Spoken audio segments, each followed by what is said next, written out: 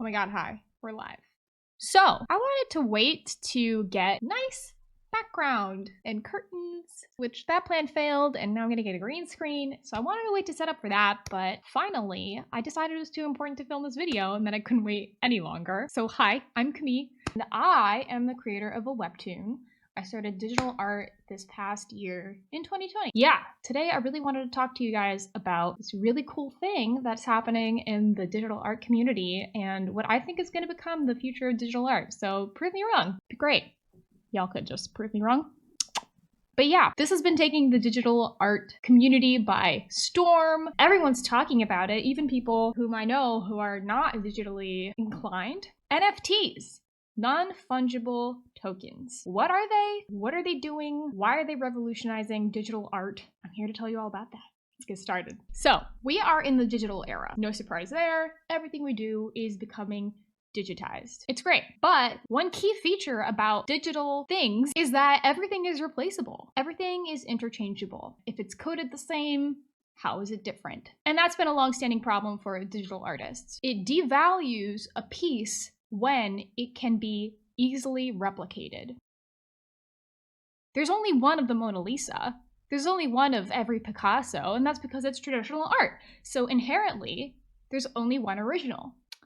Not the same for digital artists. You can just sell as many prints as you would like. So how do we return to a place where we can, well, have originality? And I don't mean creative originality. I mean that digital art piece, that one is the original one. And we know it because of these things called NFTs, non-fungible tokens. So let me explain. Fungible means that it is replaceable, interchangeable. Think of like money. If I said, hey, can I switch $20 bills? You're like, yeah, I don't know why we would do that. They're the same. That's what fungibility means. Non-fungible means it is not replaceable. It is original. It is inherently different from the rest, and it wouldn't make sense to exchange it. Think like the original Mona Lisa. Someone can make a copy, but it is inherently non-fungible. You cannot replace the Mona Lisa. So, what does this mean for digital art? Well, now you can sell your digital art as the original piece using these non-fungible tokens. It pretty much says, hey, this file here,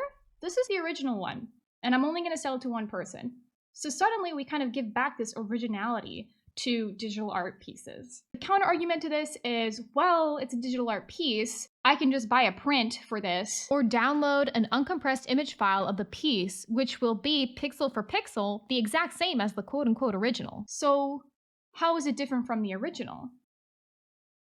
This is where I want to explain a little bit more about non-fungible tokens. So why you would use an NFT in the context of digital art is as a digital signature for your art. So it serves the purpose of a digital signature or a way to mark the originality of the piece you attach it to. And you attach this signature using a container called a block. And each transaction following this initial minting block gets added as a new block onto the end of this chain of blocks. Hence the term blockchain. Woo! And now I want to explain a little bit more about blockchain and the inner workings. It's like a ledger. So attached to each transaction, which is going to be like a block, each transaction has a specific number attached to it, which is created through difficult calculations. Okay, so computationally expensive calculations. And it can't be reversed. You can only go down and keep making these calculations. To reverse it and to get back to the old serial number would be extremely difficult. Virtually impossible, in fact. So you're multiplying prime numbers together and you get this new number. And there's no really good algorithm to figure out what prime numbers are multiplied together to get that new number, right? Because you'd have to go through one through that number, right? And try all of the possibilities, try dividing that number with all those possibilities. And division for computing is actually pretty difficult. It's much easier to multiply than it is to divide. And that's just like a matrix thing. Like the inverse of a matrix is a lot harder to find than multiplying two matrices together. And I'm talking about matrices and matrix calculations because that's what graphics cards do. GPUs are just doing a lot of matrix multiplications and operations. So what does this all mean? This math pretty much means that it's easy to go one way, it's hard to go the other way. So when we make these transactions, we're going to say, okay, well, let's just multiply. We're going to keep adding on to this chain of transactions. So a transaction could be anything. It could be minting. So you're like, okay, I want to claim this piece of art, and this one is going to be the original one, right? So the artist, me, I might say, I'm going to sign off on this one, and this one's going to have my digital signature. That's one token. So we come up with the serial number for that. Then I'm going to say, okay, I'm going to sell it. So then I sell it, and that's another transaction. So that's going to take another block. And so you can keep adding on this chain. If that person sells it to someone else, then we keep adding on to this block. It's more complicated than that, but I'm really trying to boil it down so you can understand. So as we add onto this block, we keep multiplying, and you can't really go back. So then it becomes this timeless ledger, right? Where you can write out everything that's happened in this digital thing, in this digital box, and you can't go back and rewrite it without people knowing. Why I say without people knowing is because you can go back and work from an original block and generate a new chain from a block earlier up in the chain. So this would be equivalent to stealing, though, and it's considered defrauding, which is clearly bad. But the reason you can't do this is because once a token or a new block gets published, everyone on the internet is looking for them, and they're checking the validity of that new token. They're trying to see if it was calculated correctly, and then adding on to that new chain and saying something like, yes, we verified this. So now the question is, why are people incentivized to verify these tokens? This is actually called mining, and the incentive to do this is simply that you promise these miners either a Bitcoin, which is just a currency form of blockchain, or you promise them a portion of the transaction or something if they manage to check your token before anyone else. So then the world is moving on with this new chain, right, with this chain, and they know that this one is the valid one. So when someone tries to work from an older block on that chain, first of all, they can never catch up to the current state of the chain since they'll always be behind. The only way they could catch up is if they hijacked at least half of the world's computation power, which is impossible. And everyone knows it's a fraudulent chain because the real one will usually be the one with the most blocks, but really it's just the chain with the most energy and work put into it. Now that that's been explained, we can move on to the rest of the video. Because everything you put on the internet could be rewritten. You can always change things on the internet. There's this kind of sense that nothing on the internet is permanent, but that's false. We all know that that's not true. But it is pretty easy to edit things and to falsify things. So this is like a falsification proof method because you have this ledger that can't be defrauded. Now that that is a little more explained, what you can do is, I've said this, but I'll say it again.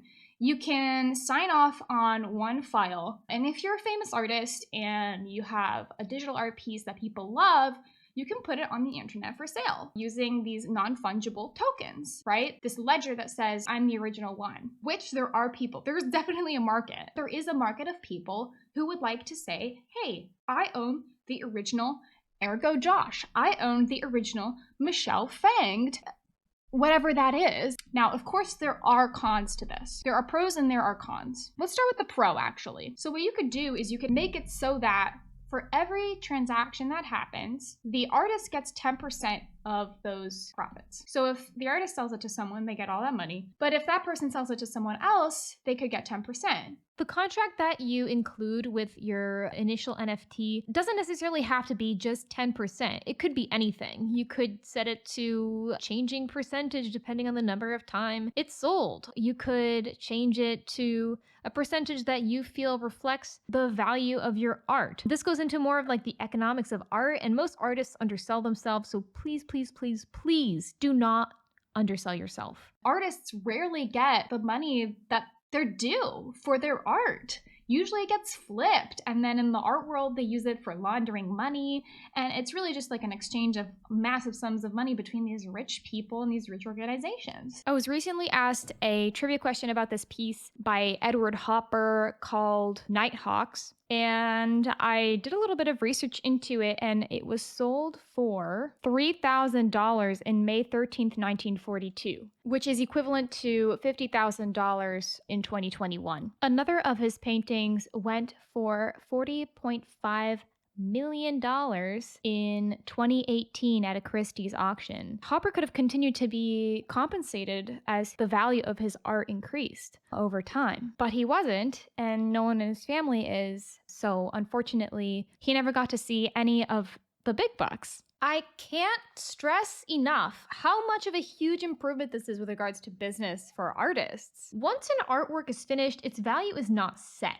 The value of art varies with time. For pieces like the Mona Lisa, that value is only ever going up. Traditionally, artists sold their piece, and that selling price was the only money they ever saw. But with NFTs, now artists can be compensated even after that first transaction as the value of their art goes up. So this would be a really cool way to reclaim some of that and give it to the artists who deserve it. Pretty much what I'm saying is that if you're a digital artist, you need to get on this, and you need to make sure that you apply this 10% transaction rule. Yep. Now, we can talk about the cons. One of the biggest cons is the energy costs for these transactions. So I talked about how these are very computationally expensive calculations. So that means that it takes a lot of power for those GPUs and the computers to calculate these new numbers, which are your tokens. To give you an idea, and this was, I didn't research this super hard. I found this really cool YouTube video that you should check out. A single Ethereum,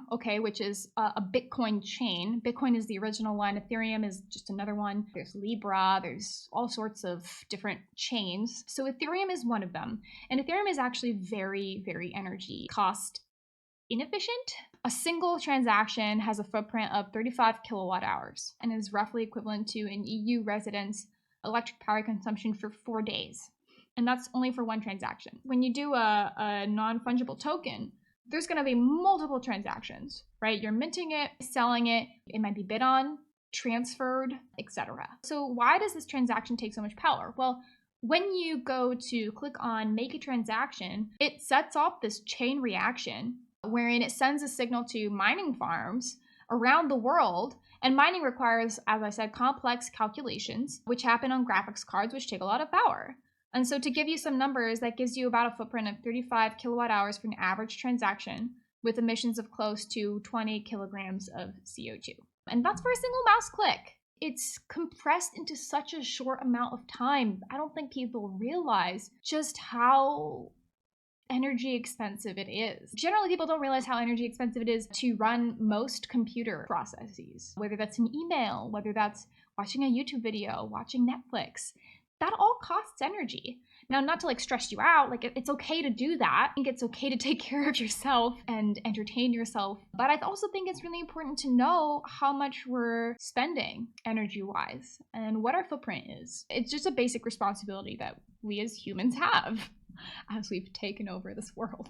So to give you an example, so that was 20 kilograms of CO2. Watching Netflix for an hour is estimated at 36 grams of CO2.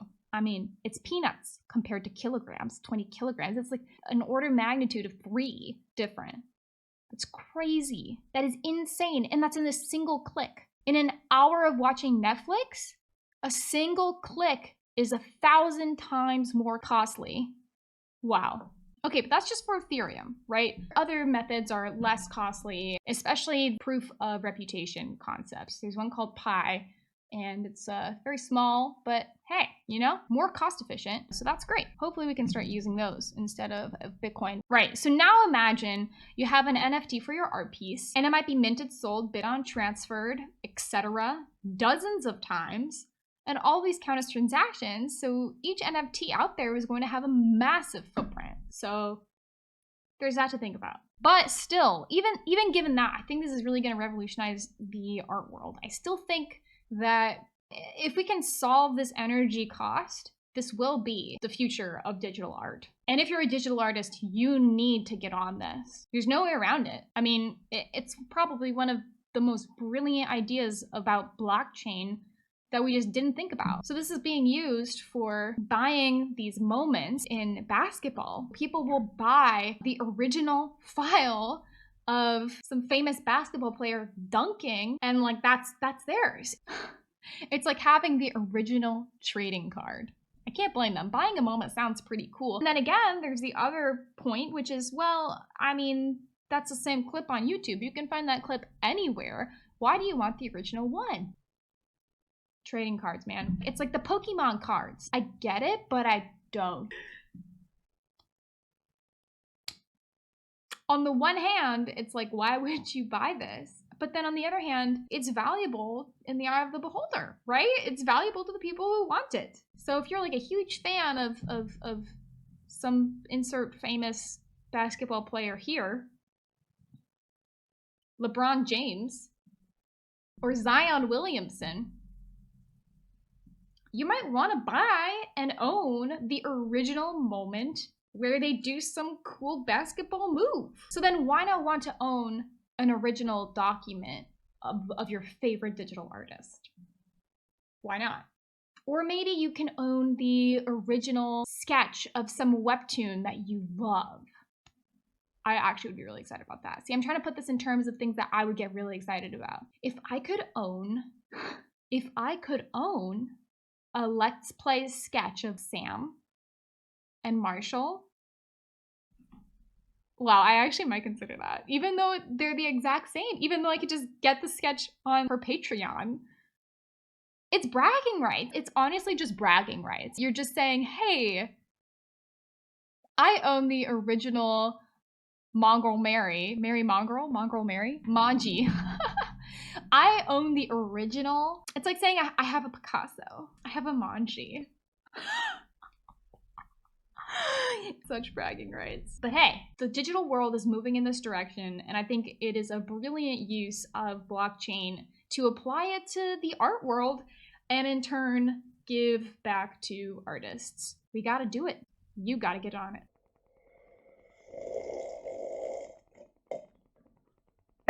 Now you might be wondering, well, Camille, how do I get an NFT? Where do I go? How do I check that this is real and not a scam?